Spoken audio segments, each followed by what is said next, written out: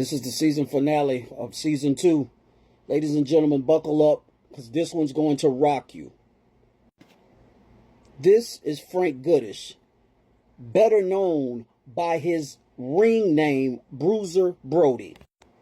And this was a bad boy. I got to see him wrestle when I was a kid back in the 80s. And he makes you want to change your top 10. So let's get into it. King was killed July 17th, 1988 in Puerto Rico. Let's go. So first of all, my guy standing 6'8", 300 plus pounds, very intimidating. He was a monster. He was a monster. But through all accounts, people that knew him, that were around him, said he was the nicest person that you could ever want to be with. I mean, people that I've asked said he was just super nice. I see he even played a little football. What is this? Northwest Texas State and Iowa. He went up there for a year and played.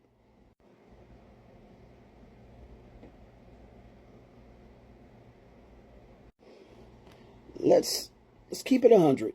We all know that wrestling is scripted.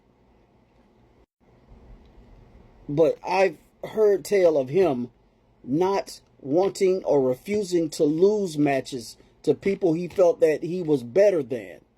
There was even an instance where he wrestled The Rock's dad, Rocky Johnson, and they fought to the end. That was out of respect for both men.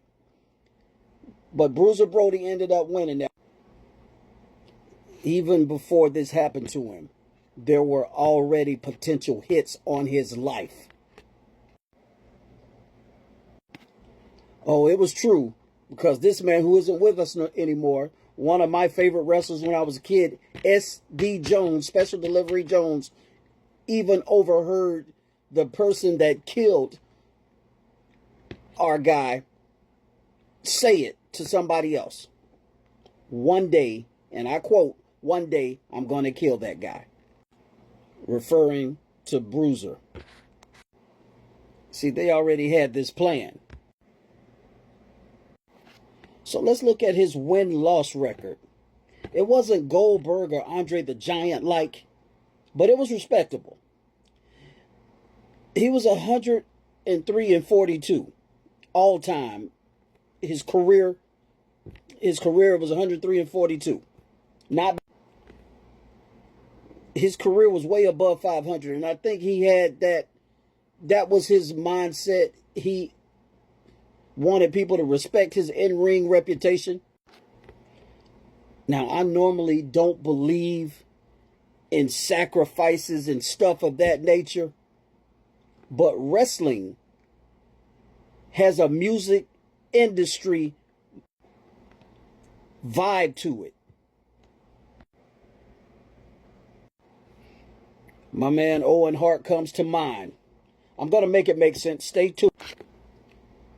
And in Brody's case, it is no different.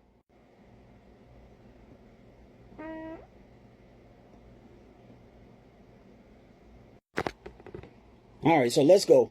So he was persuaded to compete in the World Wrestling Council, which is in Puerto Rico, which was the best wrestling promotion in the country. Now watch the ties, and you're about to start disliking a lot of people after this. The promotion was put together by this dude here, Victor Javica. This loser right here, Carlos Colon, more on him later. And yes, Gorilla Monsoon. Watch the ties. Y'all know what we do. We go straight to the juggler. So let's look at Monsoon right quick.